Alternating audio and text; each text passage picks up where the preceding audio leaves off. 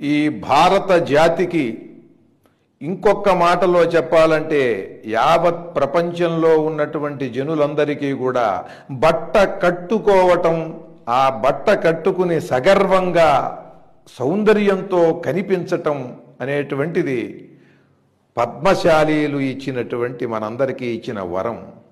వారి సేవ, వారి నైపుణ్యం ఇంత అంతా అని చెప్పలేం. ఈ పద్మశాలీలు భారతదేశ ఆదాయానికి, ప్రగతికి ఎనలేనటువంటి అద్భుతమైనటువంటి సేవ చేశారు, పాటుపడ్డారు. కోటాను కోట్ల రూపాయలతో ఈ దేశం తొలతూగేందుకు వీరు కారకులయ్యారు. ఈ భారతదేశ ఖ్యాతి దేశములలోనూ కూడా మారుమ్రోగేలాగా, విస్తరిల్లేలాగా, వెలుగొందేలాగా చేసినటువంటి వారు పద్మశాలీలు. వీరి నేత పనితనం. చేనేత వస్త్రమే మానాభిమానమై జాతికి ఎనలేని ఖ్యాతి తెచ్చే,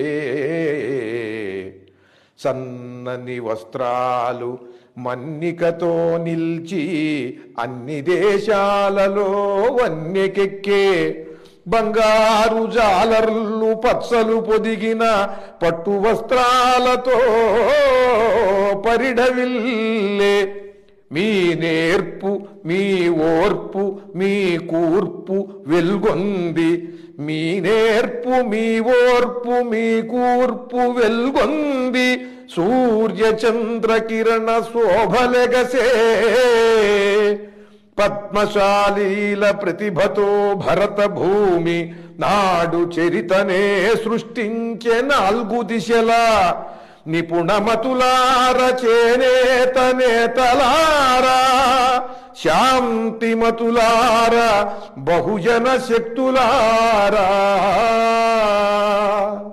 ఈ పద్మశాలీలు వారి వస్త్రంతో, ఆ వస్త్ర నైపుణ్యంతో ఈ భారతదేశాన్ని అందరి హృదయాలలో నిలుపుకునేలా చేశారు. దేశాల రాణులు, రాజులు కూడా భారతదేశ వస్త్రం కోసం తపించారు ఆనాడు.